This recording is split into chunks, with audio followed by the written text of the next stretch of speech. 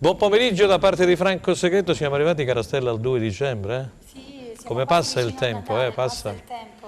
E allora, replay anche per questo lunedì, parleremo del pareggio del Cosenza contro lo Spezia e poi parleremo anche dell'altro pareggio che praticamente abbiamo visto un po' tutti alle uscite di Crotone, tra il Crotone e il Cittadella, 1-1, ha terminato il Crotone in 10.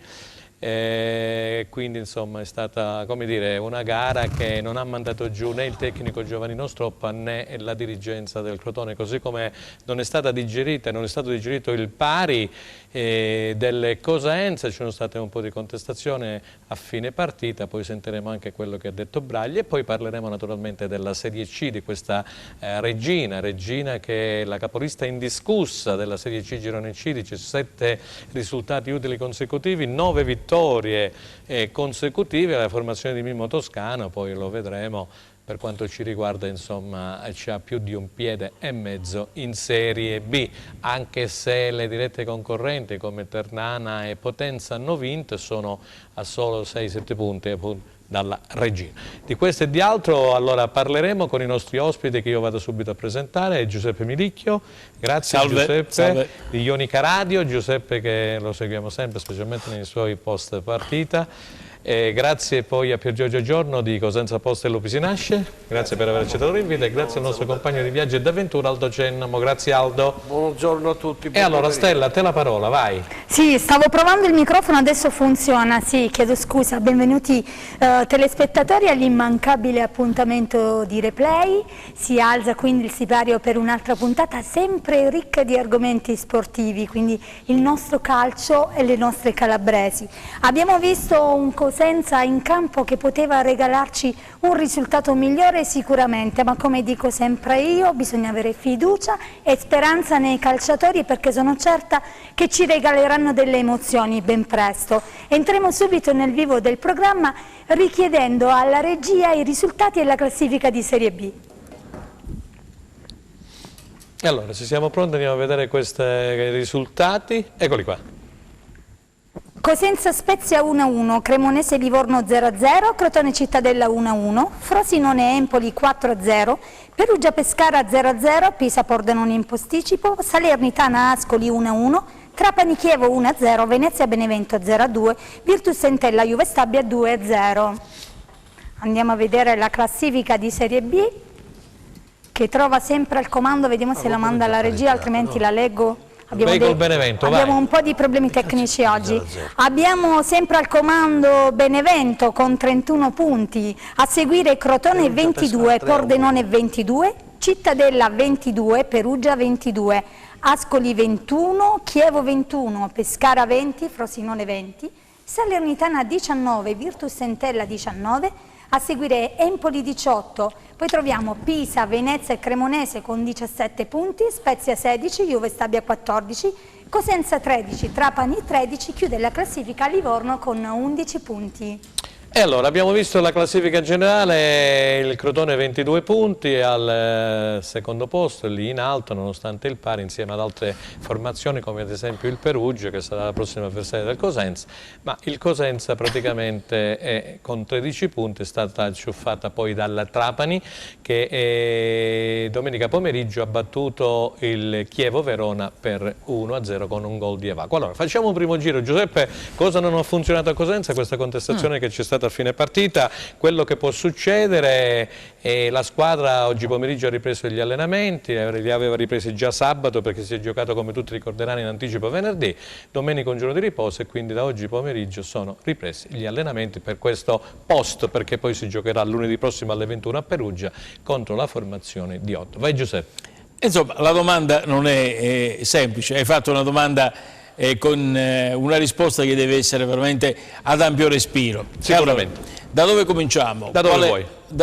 Qual è il momento del Cosenza Calcio? Non è un momento facile, non è un momento dove il risultato ci dà ragione, assolutamente no. Rispetto allo scorso anno, nello stesso periodo, che cosa cambia? Cambia l'atteggiamento mentale. L'anno scorso, nello stesso periodo, avevamo qualche punto in meno, però avevamo una prospettiva di crescita. Adesso paradossalmente con un punto in più abbiamo una prospettiva in decrescita, perché abbiamo meno gente allo stadio, abbiamo una contestazione, abbiamo un allenatore che è messo in discussione, abbiamo una problematica ambientale che viene fuori da quello che abbiamo seminato durante il corso dello scorso campionato, di quest'estate, e chiaramente dai risultati che sono arrivati. Quindi per questa premessa il discorso sarebbe veramente molto ampio, caro Franco, non è facile da affrontare, però lo dobbiamo affrontare. E allora cerchiamo di capire che cosa è successo. Tu mi dicevi della partita. Bene, la partita è stata una partita in parte sfortunata, perché gli episodi quest'anno stanno girando male al Cosenza Calcio. Se fosse andato dentro il gol di Masciasci ad inizio della ripresa, staremo qui a parlare di un'altra storia. Così non è andata e allora siamo ritornati a parlare delle problematiche.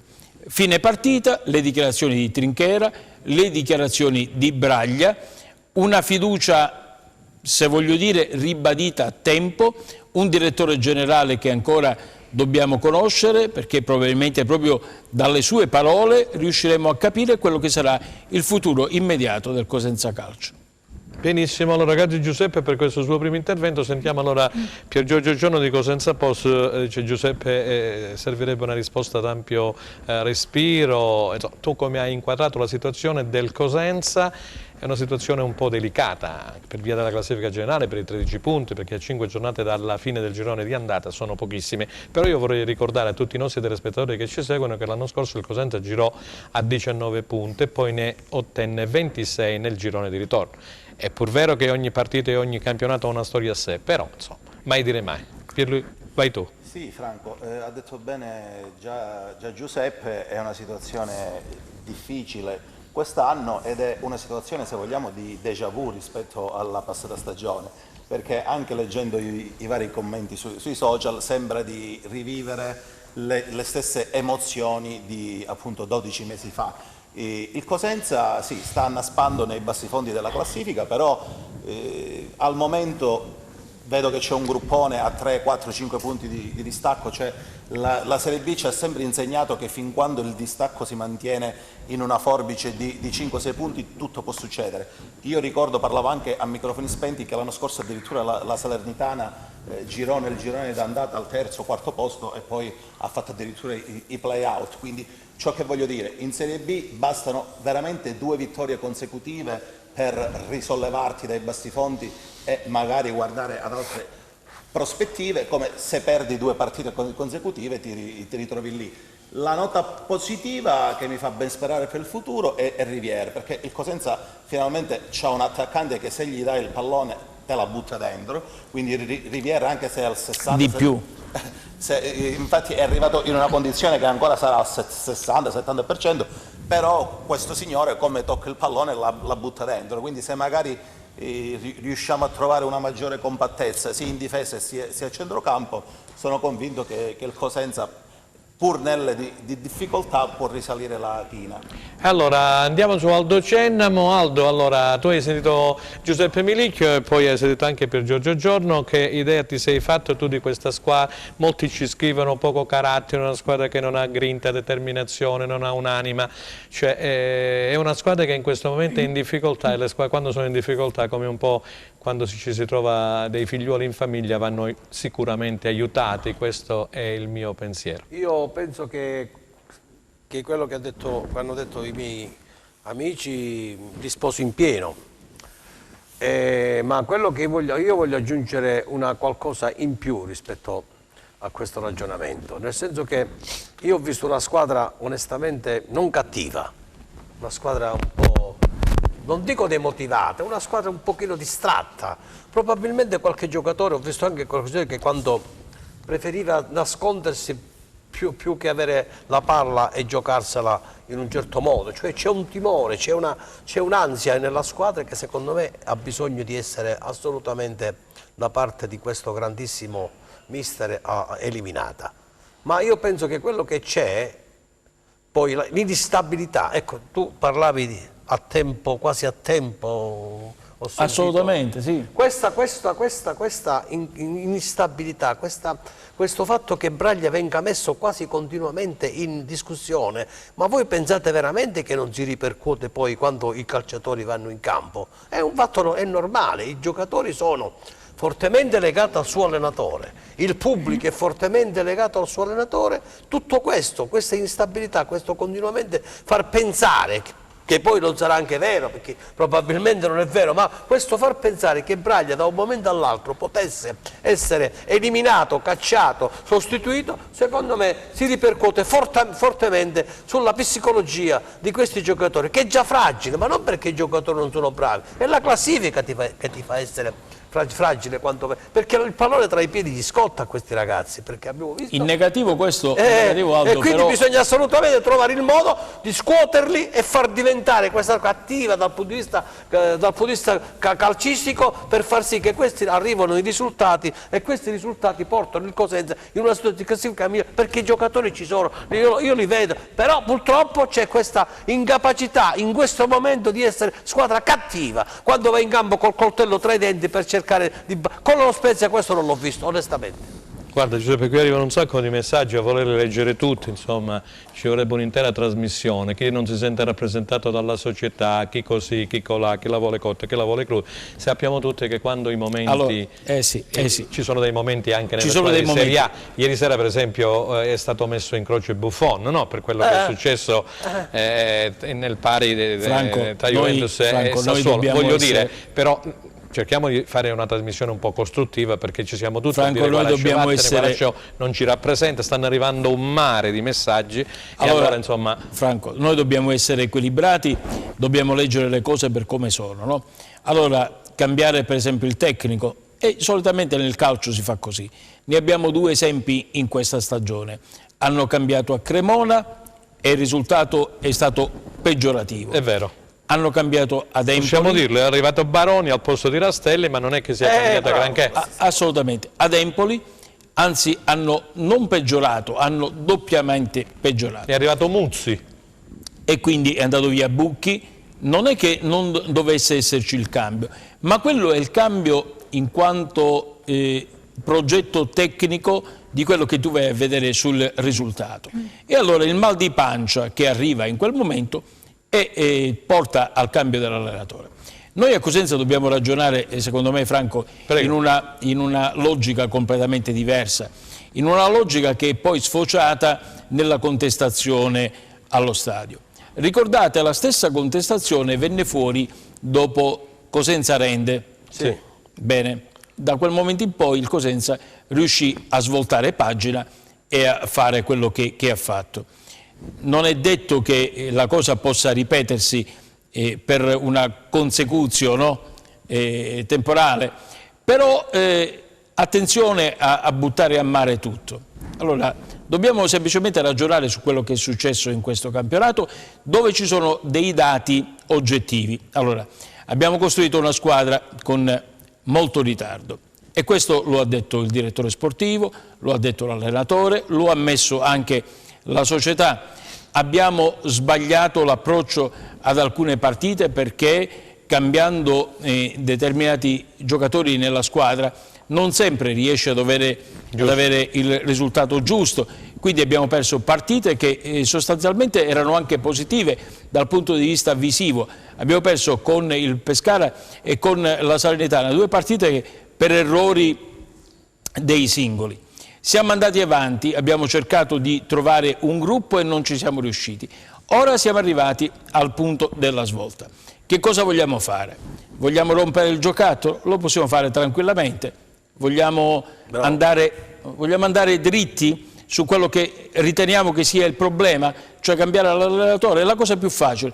Prendiamo un nuovo allenatore, cambiamo, diamo una scossa Ma non penso che si risolvano i problemi cambiando. Ma non penso che possa essere... Assolutamente. Non sono assolutamente d'accordo su che ha questo. detto pure Giuseppe. Io ricordo benissimo l'anno scorso il Crotone che allontanò Stroppa per prendere Oddo, e poi è stato richiamato Stroppa perché il Crotone, anziché migliorare, stava andando sempre più giù. Fai finire un attimo Giuseppe, perché poi voglio andare a vedere gli highlights e anche sentire le parole di Braglia per i nostri amici che ci seguono da casa. Dietro a questa situazione ci deve essere qualcos'altro, ci deve essere praticamente una coscienza di chi gestisce e vuole ottenere un obiettivo. Allora, non più e non meglio del Presidente in questo momento può dirimere questa che è la problematica, perché lui sa i rapporti che ha avuto con Braglia, con Trinchera, con il nuovo direttore generale. Lui sa dove dover intervenire, lui sa quella che è la cassa della società. Quindi in questo momento il contestato presidente Guarascio sa quello che deve fare. Benissimo. Giuseppe, ci sono alcuni tifosi che ci scrivono sempre a proposito appunto della situazione, si chiedono, dice, vorremmo capire e sentire praticamente la voce del presidente Guarascio, cosa pensa di questo momento così delicato della sua squadra. Io comunque direi di andare a vedere gli highlights appunto di questo 1-1 tra Cosenza e Spezia e poi sentire la voce di Braglia. Grazie Enzo Leonetti in regia e poi ringraziamo l'amico, chi c'è oggi alla Camera? Ah, eccolo qua, non lo vedevo con la luce, Mario Scarpelli, grazie, e poi Luca Chito alla messa in onda. Possiamo partire Enzo, grazie. Non era facile rialzarsi dopo Ascoli, il contraccolpo psicologico di una sconfitta a dinamica molto particolare era prevedibile, così come l'approccio timido e un po' impacciato dei rossoblù al cospetto di uno Spezia sbarazzino e sicuramente più sereno. Il Cosenza ci ha provato a spazzare via fantasmi e nubi e in parte ci è riuscito. Una calma apparente che ha caratterizzato il primo tempo, minata dalle sortite dei liguri da tenere a bada e lontani dall'area di rigore. Poi il lampo di genio di Canutè al tiro da centrocampo con Scuffè costretto a indietreggiare per deviare il pallone oltre la traversa. La giocata è stata premiata con qualche secondo di ritardo. Dal corner battuto da Baez ci ha pensato Emanuele Riviera a sbloccare la gara con il suo quarto gol in maglia rossoblù, un altro pezzo pregiato del repertorio dell'attaccante della Martinica. Fin qui un copione accettabile e comprensibile, ma nella ripresa l'ormai solito scenario, stravolto soltanto nella gara con la Cremonese, il Cosenza che ha fallito l'occasione del raddoppio con Scuffè che ha stoppato il tentativo di Masciacci e lo Spezia che è riuscito a sfruttare l'unica chance trovando il pareggio con la triangolazione chiusa da Ragusa. In 11 contro 10 per l'espulsione di Ramos e con Greco al posto dell'infortunato Canutè, il Cosenza ha provato un rabbioso assalto all'area spezzina, rimasto infruttuoso. Le speranze dei lupi di conquistare i 3 punti sono infrante dal triplice fischio di una gara che sa tanto di incompiuta, lascia amarezza e tanta voglia di invertire un trend negativo. Mi dispiace perché è ricorrente l'ingenuità nell'azione dei gol, perché se andiamo a vedere ad Ascoli abbiamo fatto delle cappellate, oggi se a uno gli viene in mente di andare e correre con lui interviene, al limite fai fallo, non puoi prendere il gol sull'1-2, lasciarlo.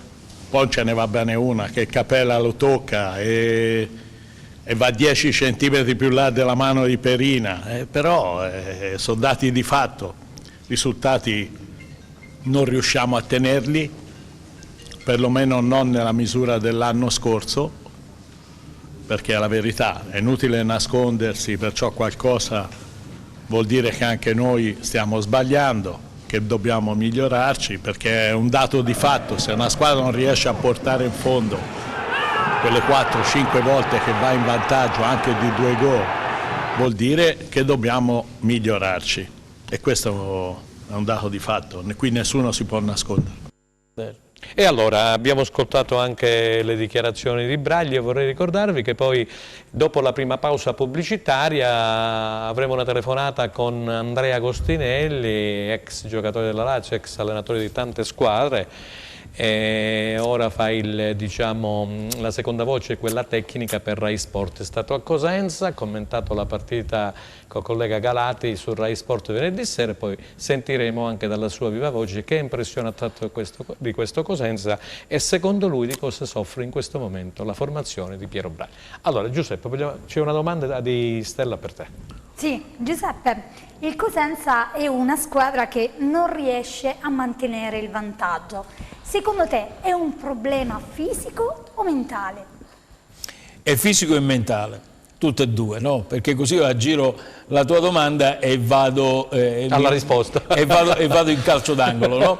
Mi difendo dalla tua domanda. Beh, fisico-mentale è una questione chiaramente di calciatori, perché dietro nella difesa del Cosenza dobbiamo acquisire qualità. Probabilmente la qualità dovrà arrivare dal mercato o dal recupero dei giocatori che fino a questo momento non hanno giocato una partita, come Schiavi, che è stato un elemento importante in Serie B con la Salernitana. Quindi un po' di qualità dietro, qualche movimento che deve essere assimilato meglio. Mentale sicuramente sì, mentale perché quando non vinci le partite è chiaro che diventa tutto difficile. Chi deve organizzare il gioco non riesce a farlo, la palla ti scotta tra i piedi, quindi vero. Non è facile per un difensore centrale fare le due fasi, cioè quella di non prendere gol e quella di impostare la manovra. Quindi se già qualcuno è in difficoltà va nel panico, perché non riesce nella sua giocata e poi non riesce a far ripartire la squadra. Quindi fisico e mentale un po' tutte e due le cose. Fisico forse magari un po' di meno. Sentiamo Pier Giorgio Giorno e poi Aldo Cennano, sì, facciamo il giro su quella domanda di Stella che riguarda anche voi. Sì, secondo me è proprio una questione mentale, perché ormai dopo 13-14 giornate secondo me non si può parlare più di condizione atletica.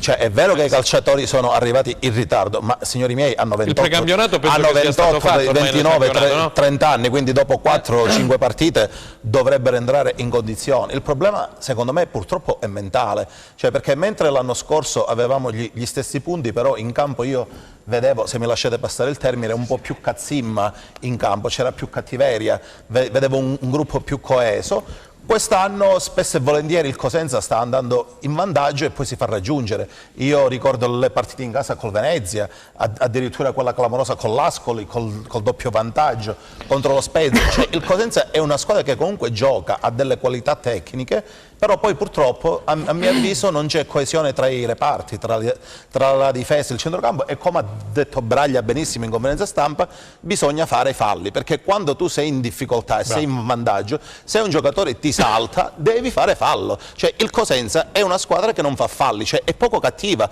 perché se guardiamo il tabellino a fine partita 0 o 1 ammoniti, cioè quando sei in vantaggio è pure buono andare sull'avversario e non farlo giocare. Benissimo, questo cose che dice Braglia. Questa è l'idea di Pier Giorgio Giorno. La Stella ci chiama dalla regia. dalla regia che andiamo in pubblicità, torniamo subito, restate con noi. Cioè Braglia, se sei tu. Cerca Teleeuropa sul tuo Play Store o Apple Store e scarica la nostra app.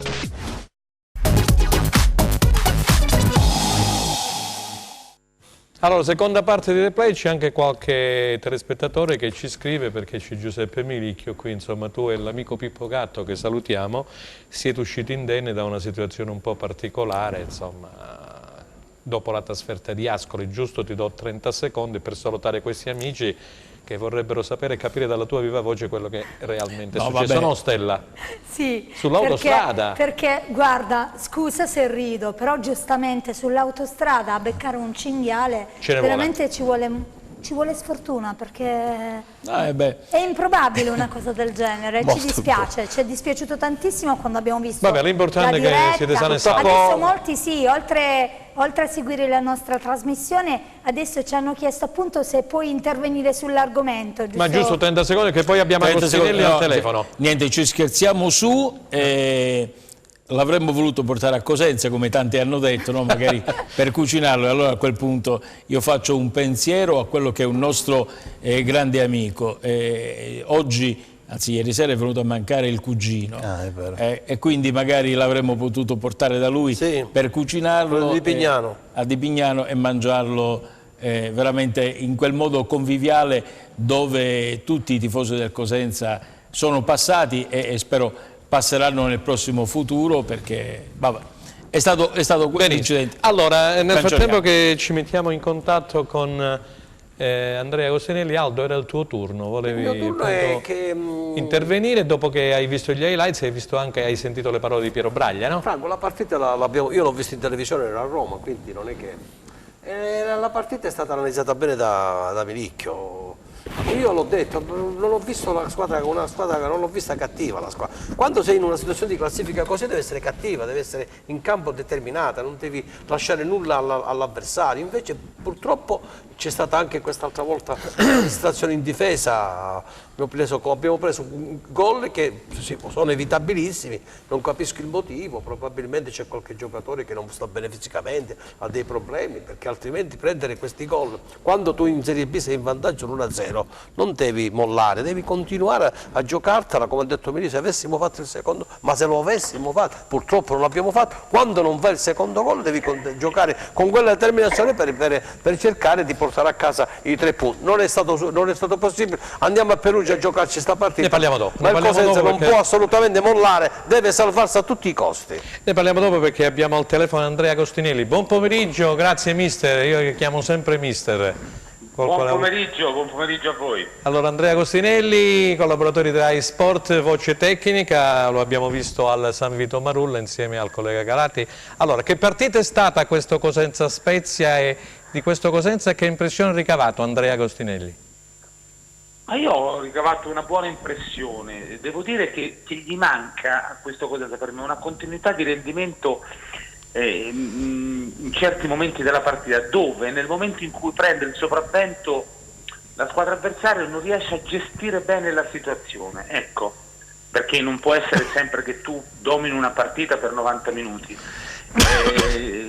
ma nel momento in cui prende il sopravvento gli avversari, forse è una squadra che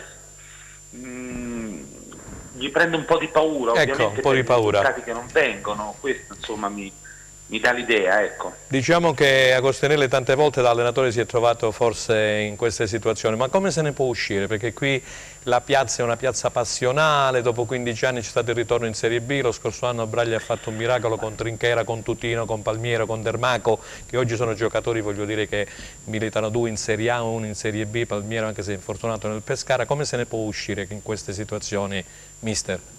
Innanzitutto vorrei dire una cosa, che il Cosenza deve avere fiducia di un allenatore che per me è molto bravo e quotato come Piero Braglia, e quindi non si deve far andare, per quello che penso io, a idee quando le cose non vanno bene, i cambi di allenatore. Cioè Piero Braglia per me è una garanzia primaria in questa squadra, e anche se magari ha fatto già un miracolo lo scorso anno, quindi è un momento di difficoltà, ma siccome l'ho vista già 2 volte, sì, vi assicuro che mi fa un'impressione che si può assolutamente salvare tranquillamente questa squadra. Bisogna avere un po' di pazienza, perché i momenti difficili, ripeto, ci sono come tutte le squadre. Ho trovato questo di difetto, quando sta bene il Cosenza c'ha quei 10 minuti, 15 minuti che fa anche del calcio molto molto bello e pericoloso. Deve saper gestire nei momenti in cui la palla ce l'ha gli avversari e quando prende il sopravvento. Forse si mette un po' paura, troppo paura dell'avversario in quei momenti là. Ecco, questo che ho rilevato. Allora, c'è qualche domanda per Andrea Agostinelli? Partiamo dal collega Giuseppe Milicchio di Ionica Radio. Vai Giuseppe. Assolutamente. Allora, ad Agostinelli una domanda semplice, quasi banale. I singoli possono fare la differenza in Serie B, tu che stai vedendo tante partite? Beh, i singoli, io credo che i singoli che giocano per il gruppo, assolutamente sì. Il singolo che gioca per se stesso no, non lo fa perché in Serie B fenomeni che decidono da solo le partite, per me si fa più fatica a trovarli, si trovano dei buoni giocatori, ma nel gruppo io credo sì. Che lavorano per il gruppo, ecco, sicuramente. Il Cosenza ne ha uno in questo momento, che è questo Rivière. Tu hai grandissima esperienza, questo ragazzo che è arrivato a Cosenza per rilanciarsi, come lo hai visto? Un attaccante un po' atipico, però molto produttivo. Beh, Rivière intanto ha fatto un bellissimo gol, da attaccante vero in anticipo, e quindi è stato molto bravo. Devo dire che le esperienze sue, se non sbaglio, ha fatto il Newcastle, Sassuolo, ha fatto qualcosa in squadre di importanza anche europea, quindi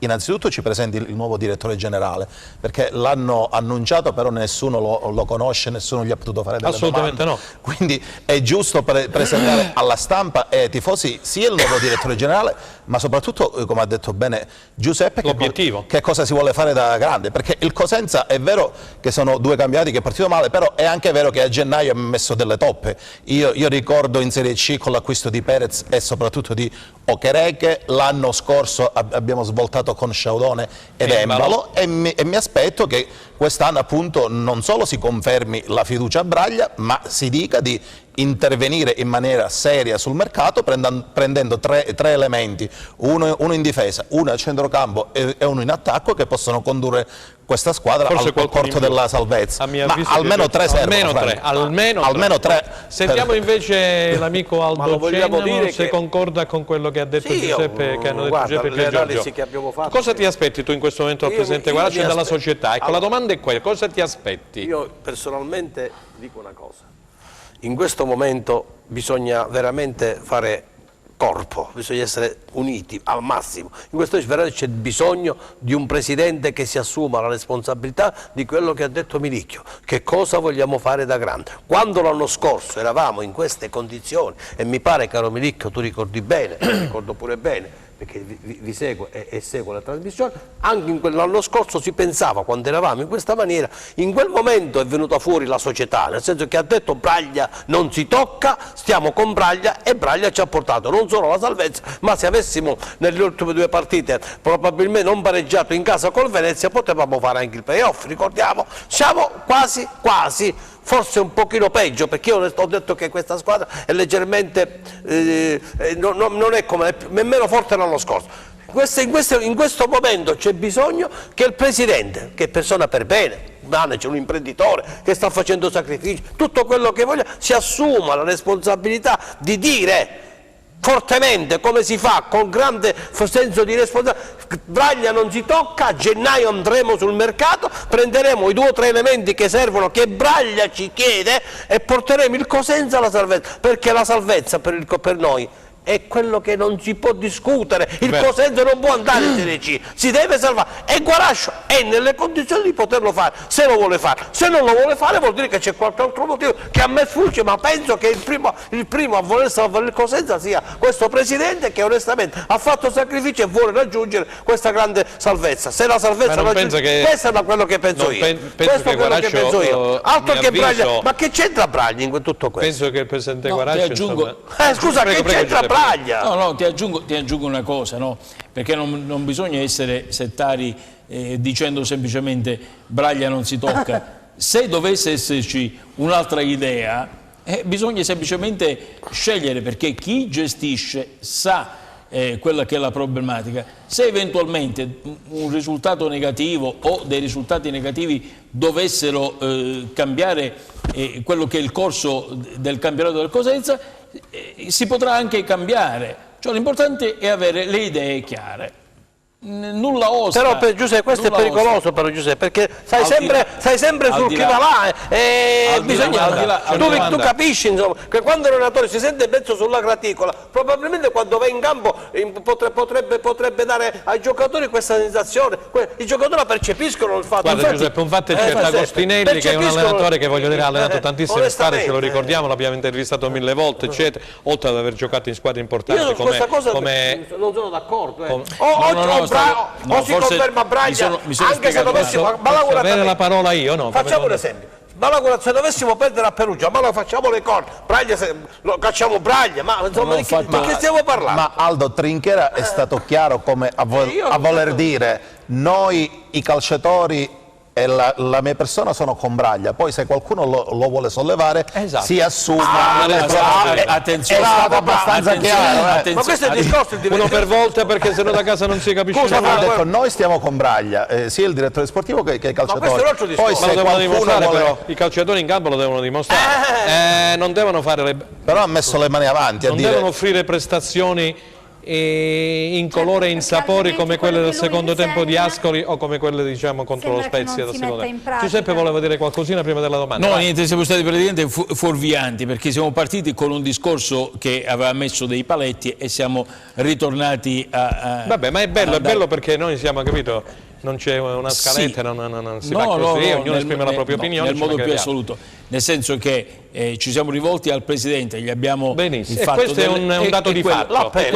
Quello è l'appello, quello è il dato di fatto, poi è normale che i risultati potranno far variare tutto quello che è il nostro discorso che facciamo qua. Allora, vai Stella con la domanda. Sì, ho una domanda per Pier Giorgio. Pier Giorgio, la classifica del Cosenza quindi è sempre più deficitaria.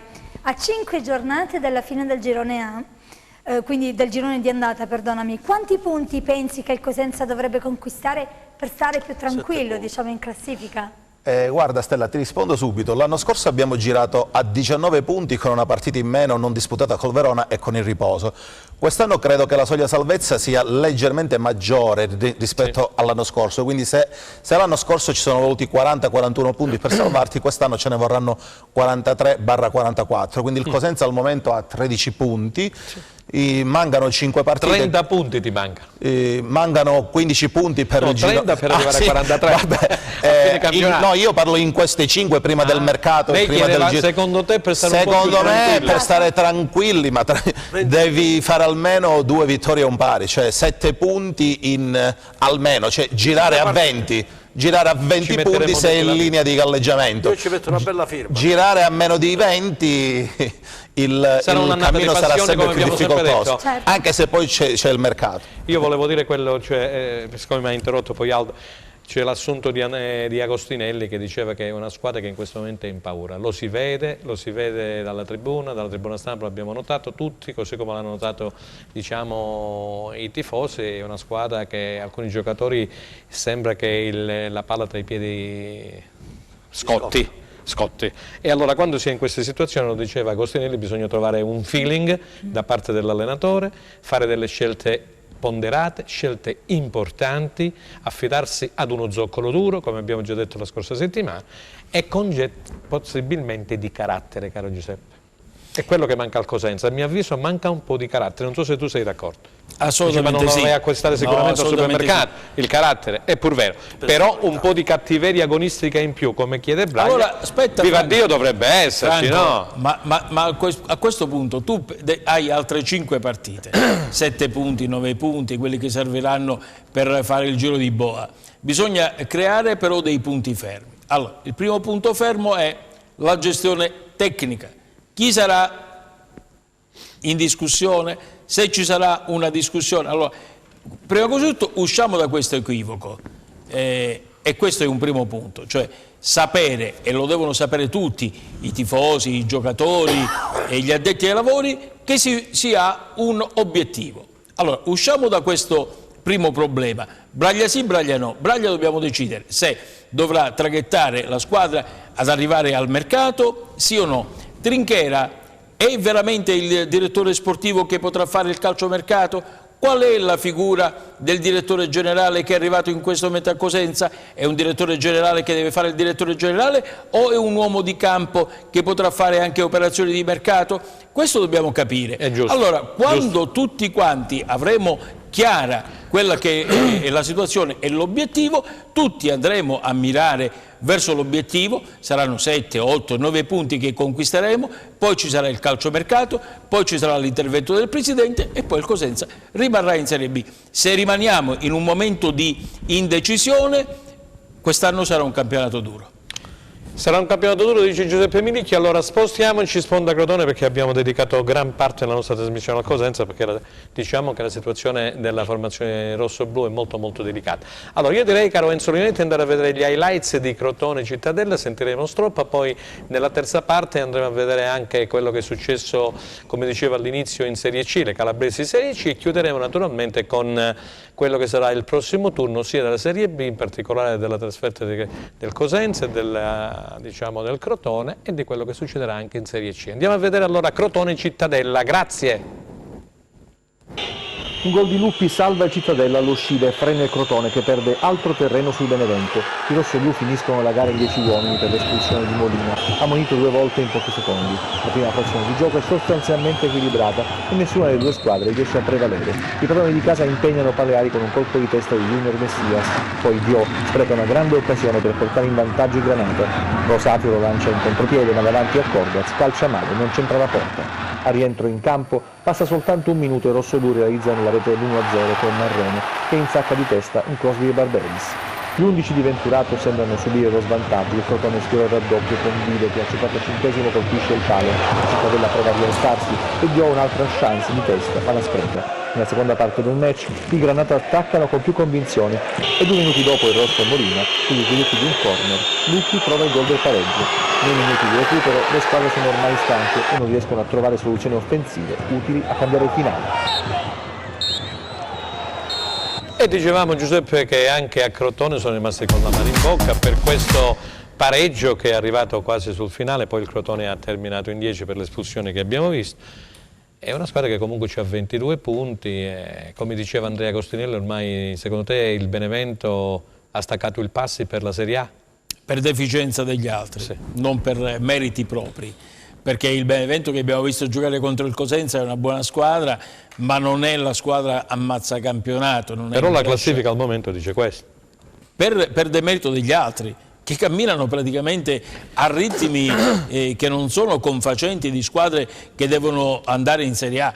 Perché se tu pensi il gap che c'è tra la prima e la seconda sono 11 punti e il gap che c'è tra la squadra che ha 22 punti e chi deve lottare per i play-out sono praticamente 5. Quindi voglio dire, di che cosa parliamo? Di un campionato che è mediocre, dove tutti sono messi in discussione e tutti la settimana successiva sono diventati dei campioni.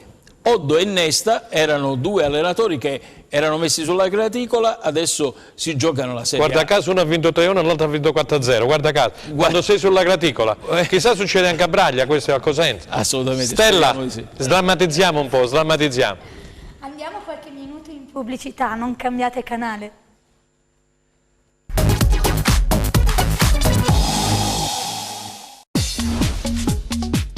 Cerca Teleeuropa sul tuo Play Store o Apple Store e scarica la nostra app.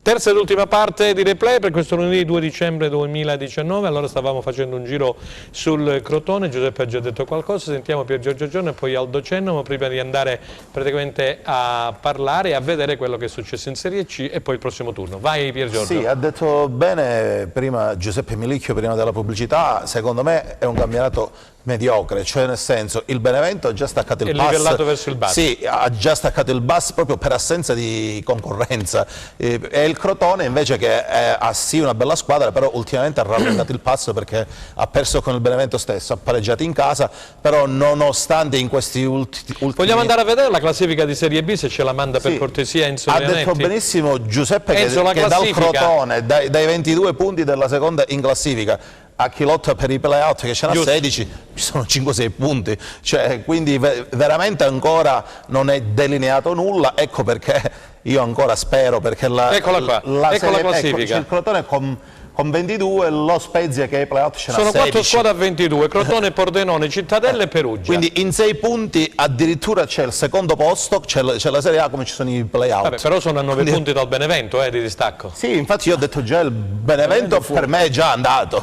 cioè proprio per assenza di concorrenza, perché è un campionato livellato più verso il basso che verso l'alto e quindi c'è questa cozzaglia a 20, tu a 18. Tu stai dicendo in sostanza che il Cosenza dovesse, come dicevi anche con Agostinelli, infilare 2 risultati utili consecutivi, andrebbe a 19 siamo là. Franco, io sarò un eterno sognatore, un Peter Pan, no, io sto dicendo però l'anno scorso noi l'abbiamo visto con una classifica ancora peggiore, che quando hai fatto quelle 2 o 3 vittorie consecutive sei arrivato, considerato che col Verona non abbiamo giocato, sei arrivato a fine campionato a 2 o 3 punti dai playoff. Sì, sì. Cioè, ed eravamo partiti malissimo. Crotone che mi dici? Il Crotone sicuramente si ritrova C'è un po' amarezza il Crotone per questo deve fatto. ritrovare un po' anche di Marrone continuità. nelle dichiarazioni Ha rallentato un po', infatti rallentato. ultimamente in casa non sta vincendo più ma sta pareggiando e fuori sta perdendo, però secondo me il Crotone, guardando la squadra e soprattutto quando Simi segna, il Crotone, io vedo una squadra che sicuramente farà i playoff, quindi poi non so se arriverà da secondo, da terzo, da quarto, da quinto, però ha l'organico per arrivare tranquillamente nelle prime 8 del campionato. Sentiamo Aldo Cennamo su questa situazione di classifica, sul Crotone in particolare, poi andiamo a vedere la Serie C. Che il Crotone non è quella di sia 7 domeniche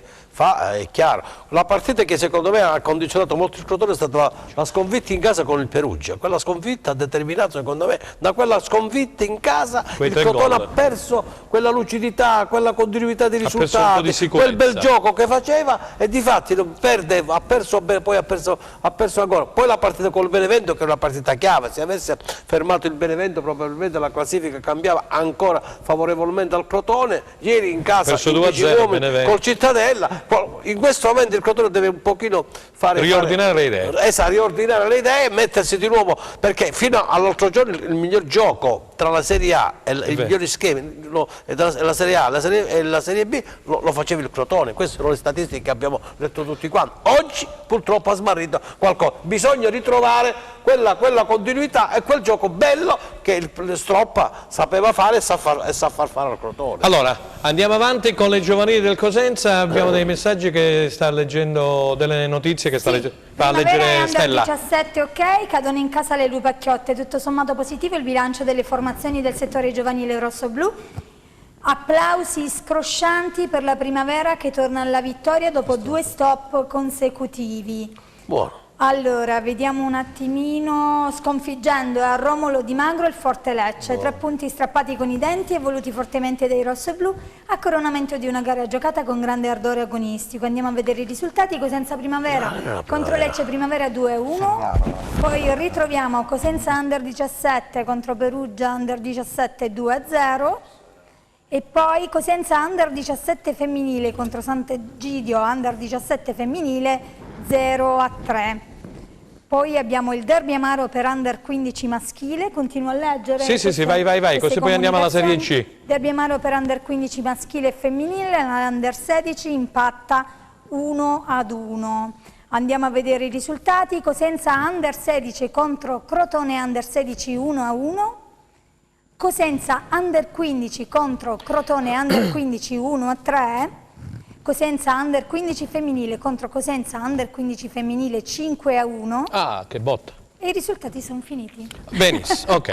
Allora un in bocca al lupo per il futuro a tutte le squadre del Cosenza, sperando che si possano riprendere alla grande, come dicevo, per le prossime gare. Allora introduciamo subito la Serie C, perché oggi dobbiamo fare, come dire, dobbiamo regalare un po' di spazio alla regione di Mimmo Toscano, che come dicevo in apertura è arrivata al 17° risultato utile consecutivo, addirittura 9 vittorie consecutive. Allora andiamo a vedere i risultati con la classifica, introduciamo subito con gli highlights di Gianluca Pasqua, introduciamo subito la Serie C. Vai Stella! Richiediamo alla regia i risultati di Eccoli Serie C. qua. Casertana Paganese 1-3, Catanzaro Ternana 1-3, Cavesi Bisceglie 2-2, Monopoli Francavilla 3-0, Potenza Picerno 1-0, Rende Bari 0-3, Rieti Catania 1-4, Sicula Leonza Vibonese 2-7, Teramo Regina 0-3, Viterbese Avellino 0-1. Fai il fiatone, eh? Ma no, ma perché questo risultato 2-7? È un risultato tennistico, È davvero... la Sicula Leonza sta giocando con i ragazzini, cioè mezza squadra, dai. Sì, c'è una situazione un po' particolare.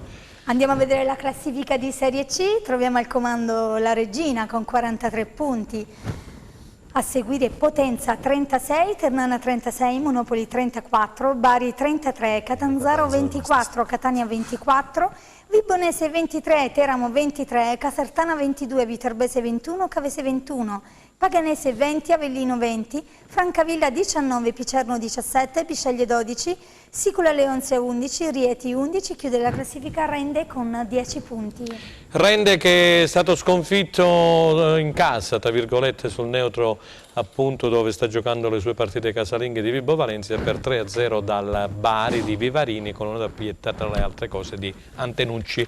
Introduciamo Giuseppe, allora, la regina di Mimmo Toscano. Prima volevo dire una cosa. Prego. Perché ancora? Dato che parliamo... Stai parlando sempre tu? Sto parlando sempre io. Dato che parliamo della regina, vabbè, adesso in Serie C, vi volevo dire che mio padre, essendo di Reggio Calabria... è tifoso della regina? No, mio padre è stato portiere nella sezione primavera nell'anno 1965 della regina. E questa è una notizia, caro Giuseppe. Il papà di Stella Battaglia, portiere della regina nel 1965. Vabbè. Battaglia, allora andatela a trovare su Google, Battaglia e finite. Battaglia Giovanni. Giovanni.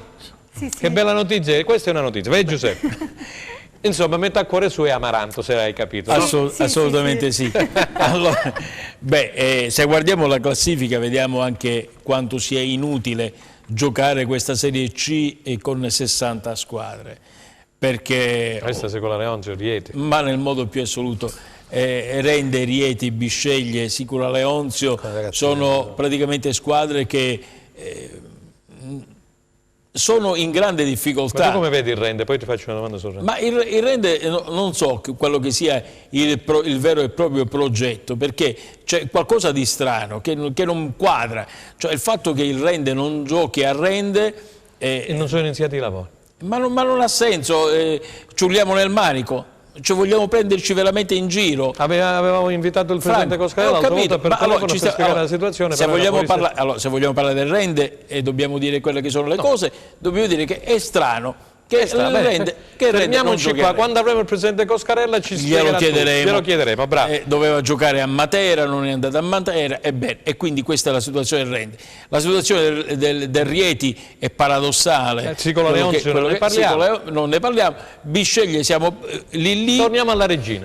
Ma anche Catania non scherza. Ma anche Catania non scherza. Torniamo, perché i fatti di Lo Monaco, insomma, ma c'è anche qualcosa in Serie B, torniamo invece alle cose che riguardano la regina e il Catanzaro. La regina in questo momento ha un grande allenatore, ha una società che gli ha permesso... Salutiamo Mimmo Toscano. Assolutamente, è una squadra che viaggia tranquillamente a vele spiegate verso la promozione, e dobbiamo dire bravi a come hanno saputo organizzare un qualcosa che non esisteva, perché sono partiti veramente dal nulla, hanno creato un fenomeno che nessuno poteva immaginare, quindi bravi agli amici di Reggio Calabria.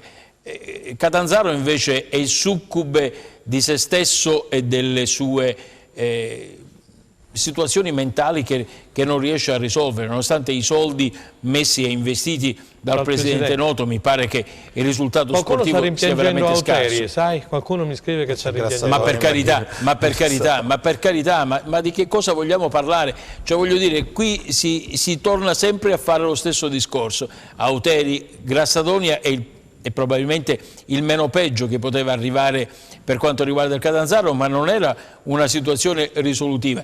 Ritornare ad Auteri vorrebbe dire praticamente dire il nulla. Guarda la classifica, 24 punti il Catanzaro, il doppio ne ha la regina, voglio dire, il progetto è fallito.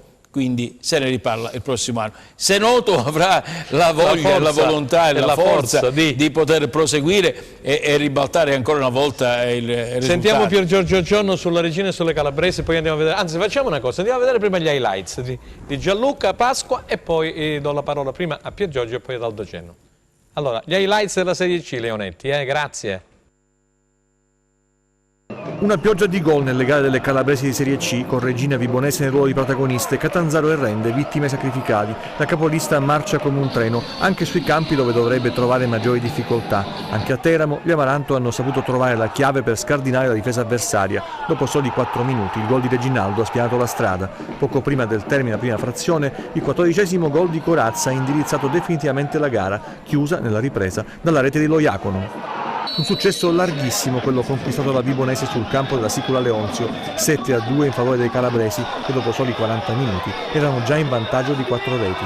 Di Bernardotto il gol del vantaggio, seguito dalla doppietta di Berardi e dal gol dell'ex siglato da Peterman. Nella ripresa il tentativo di Bollino di riaprire il match sul calcio di rigore, ma subito dopo il 5-1 con Malberti.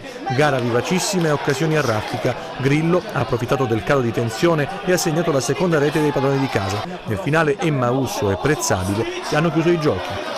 Perde uno scontro diretto il Catanzaro che cede alla Ternana. Palumbo sblocca il risultato che resta invariato quando Canutè si fa parare un calcio di rigore da Tozzo.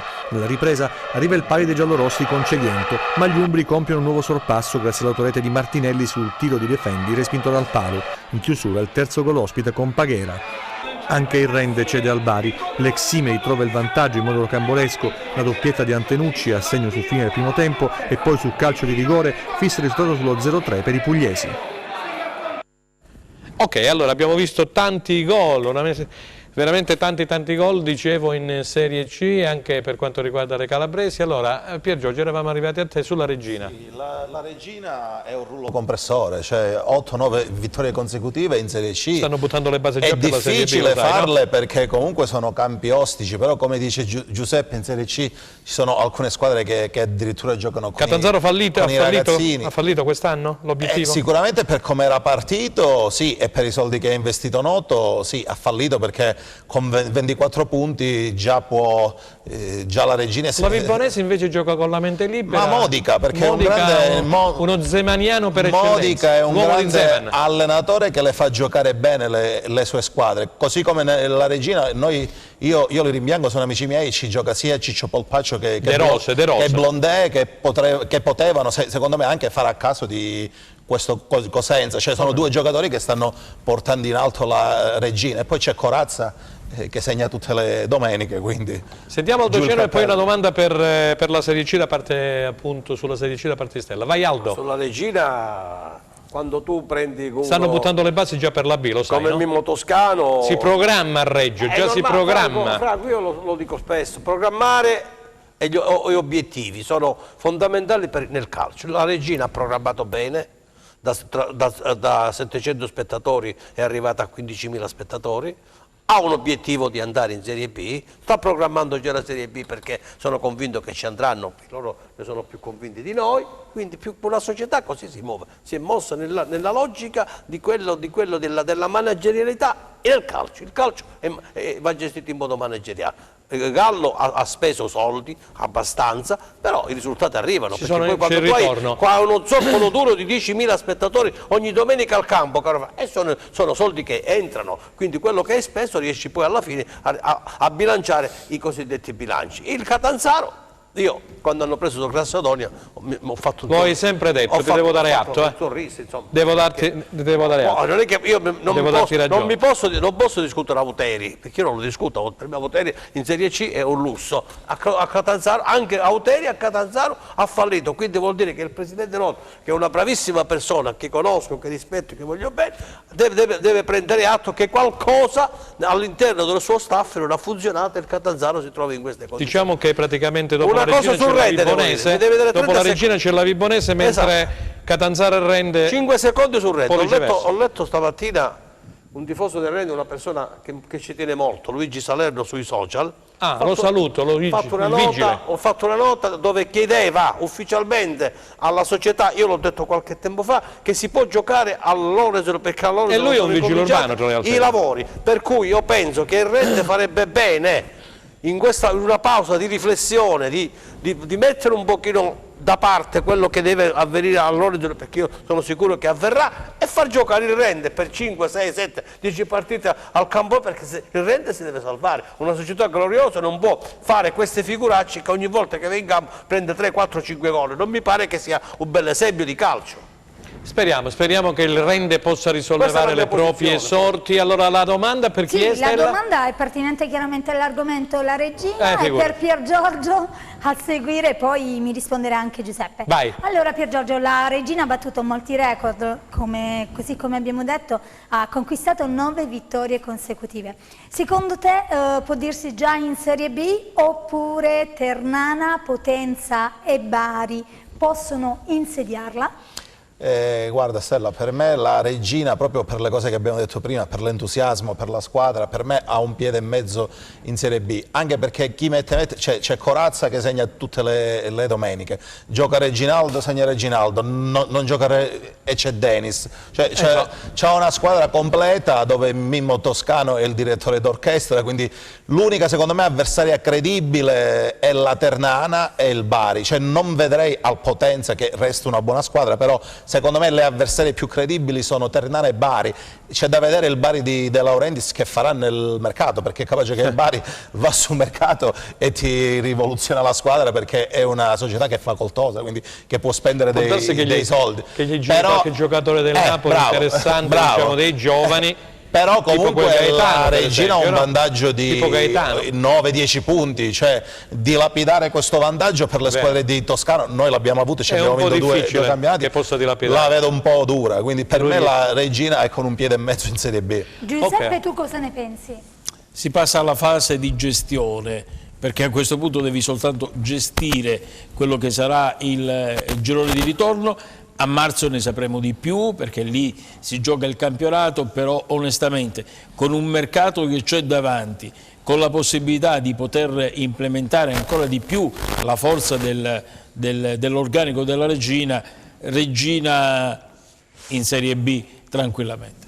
Ok, allora andiamo a vedere il prossimo turno, ci stiamo avvicinando un po' alla fine di questa trasmissione. Stella, prossimo turno della Serie B con due trasferte, le anticipo io. Il Cosenza giocherà lunedì prossimo al Curi di Perugia con inizio alle ore 21, mentre il Crotone giocherà sempre alle ore 21, però di domenica sera, in quel di Pordenone. Vai! Ok, il prossimo turno Serie B troviamo Benevento Trapani, Chievo Cremonese Cittadella Salernitana, Empoli Ascoli, Juve Stabia Frosinone, Perugia Cosenza, Pescara Venezia, Pisa Virtus Entella Pordenone Crotone e Spezia Livorno. Benissimo, partiamo con Giuseppe da Perugia. Cosenza che cerca riscatto in quel di Perugia, mancherà Canutè, è arrivata una nota stampa a beneficio di chi ancora non sapesse qualcosa sulle condizioni di Canutè. Giuseppe, glielo vogliamo dire? Canutè praticamente si è bloccato durante il corso della partita, ha una distorsione al ginocchio. Avevamo parlato subito dopo della partita con il dottore Costabile che senza quello che è poi l'intervento strumentale già aveva fatto la sua diagnosi, non c'erano problemi ai legamenti del ginocchio, quindi nel giro di un mese il giocatore ritornerà disponibile per Cosenza. Ma questo mette in difficoltà Braglia per quanto riguarda l'assetto tattico da mettere in campo, perché mancando un giocatore come Canutè probabilmente bisognerà cambiare anche quello che è la disposizione. Si potrebbe ritornare a un 3-5-2, insomma vedremo. E poi tra l'altro giocheremo con un piccolo vantaggio o svantaggio, perché questa volta abbiamo giocato in anticipo, adesso giocheremo di lunedì e sapremo già quello che sarà l'andamento della classifica e quindi quello che sarà l'obiettivo, cioè che cosa determinerà un punteggio in positivo o in negativo sulla classifica. Allora io volevo fare una domanda, Giuseppe ha introdotto un discorso molto interessante. Il Perugia ha giocato ieri sera, quindi domenica sera, battendo 3-1, ho visto anche un po' di partita, il Pescara di Zauri. Poi tra le altre cose Odde e Zauri sono stati amici sia nella Lazio, compagni di squadra, sia nell'Udinese e si conoscevano abbastanza bene. Detto questo, domenica, lunedì, martedì, mercoledì, giovedì, venerdì, il Perugia, e questa è una considerazione molto interessante, avrà solamente 5 giorni per preparare questa partita. Il Cosenza 9. Ecco, la differenza dove può stare secondo te, Pier Giorgio? Secondo me questo è Franco... Cioè 5 giorni in più il Cosenza? Sì, no, è vero, però secondo me alla fine... Come si parla spesso di recuperare i giocatori, eccetera, eccetera? Secondo me, io penso che degli atleti che hanno 28, 29, 30 anni, in 2 o 3 giorni sono in grado benissimo di recuperare. Faccio l'esempio dell'Inter di Conte che si lamenta sempre, gioca ogni 3 giorni, però se una squadra è forte riesce sia a recuperare che a vincere. Io penso che questa trasferta è difficile, ma come era difficile anche lo scorso campionato, dove il Perugia era lanciatissimo per i playoff e il Cosenza in una giornata molto ventosa lì a Perugia siamo riusciti a fare un blitz esterno con un rigore di Bruccini, quindi mi auguro che come è avvenuta lo scorso campionato, una delle svolte proprio con la vittoria del Curi di Perugia, il Cosenza possa fare una partita maschia, gagliarda, tosta e tornare a casa, non dico con i 3 punti, ma almeno con un risultato positivo. Giuseppe, tu scuotevi la testa quando ti ho detto che il Cosenza avrà 10 giorni a disposizione per preparare la partita, mentre il Perugia 5. Perché? Ma assolutamente, cioè voglio dire, il problema si può porre quando giochi ogni 3 giorni, il problema è che si porrà nell'ultima settimana di quest'anno calcistico, sì, cioè quando praticamente in 8 giorni Natale e Capodanno. Giocheremo 3 volte, ma viva Dio, cioè giocare o 5 o 7 giorni siamo lì, qualcuno avrà un po' più di scarico, magari peggio il Cosenza che perde un po' di adrenalina, mentre chi ha giocato ieri è già pronto a ripartire, insomma vai ad edulcorare quelli che sono i tuoi problemi con 2 giorni in più, quindi voglio dire cambia veramente poco. Aldo Cenno, ma allora, questo Perugia-Cosenza, che partita prevedi tu? Il Perugia ieri è tornato in sella e al secondo posto insieme al Cittadella, al Pordenone e al Crotone con 22 punti, il Cosenza invece annaspa nei bassi in questo fondi. momento io penso che questi giorni devono servire non tanto alla preparazione atletica, devono servire a una preparazione psicologica dei calciatori. Bisogna lavorare sulla psicologia dei ragazzi. Braglia, la società, il direttore sportivo, tutto l'indotto che c'è attorno alla squadra deve far capire a questi giocatori che devono andare in campo con un altro passo. Devono essere cattivi, giocare da scuola provinciale, come si dice, contadino, operaia, come la vogliamo chiamare. A Perugia ha 22 punti e al secondo posto siamo al Crotone, al Cittadella, al Pordenone, quindi sono tutti lì. Quindi è una squadra che sta lottando in questo momento per andare in Serie A, perché non è che ci nascondiamo. Però se il Cosenza cambia passo e gioca come ha saputo giocare fuori casa alcune partite importanti, perché questa squadra giocava prima meglio fuori casa che in casa, secondo me può fare. Però bisogna capire con che spirito tu vai a fare questa trasferta, perché sei terzultimo in classifica, l'ambiente un pochino si è un pochino lasciato andare e tutto. Allora, noi dobbiamo stare vicino alla squadra, i tifosi ci sono sicuramente vicino alla squadra perché l'hanno dimostrato anche durante. Però, caro Franco, dipende da chi va in campo e dallo stesso mister che deve essere così forte psicologicamente da dire a questa squadra in campo poi possiamo anche perdere, però se vai motivato la prossima in campo in casa la vincerai sicuramente, altrimenti fai feticcio, questa è la verità. Più cattiveria agonistica, chiede Aldo per il Cosenza, non ci vuole uno scienziato, ci vuole cattiveria. Esattamente. Campo, allora ricordo Perugia-Cosenza lunedì prossimo alle ore 21 al Curi di Perugia, mentre Pordenone-Crotone si giocherà a Pordenone domenica sera sempre alle ore 21. Salutiamo i nostri ospiti Benissimo. in studio. Ma è finita già, è finita. Sì, è finita. Ringraziamo i nostri ospiti in studio, Giuseppe Milicchio, Ionica Radio, Grazie a Pier voi. Giorgio Giorno di Lupi Sinascia, il nostro compagno di viaggio Aldo Cenamo. Grazie a voi, buon pomeriggio a tutti, grazie. Ringraziamo anche il coordinatore della trasmissione Franco Segreto. Grazie a te. E ci rivediamo con replay lunedì 9 dicembre, sempre in diretta alle 15 su Tele Europa Network, canale 10 Per del la digitale presentazione terrestre. di Perugia-Cosenza. Sì, parleremo in anticipo chiaramente della partita che ci sarà alle 21. Grazie di averci seguito. Arrivederci.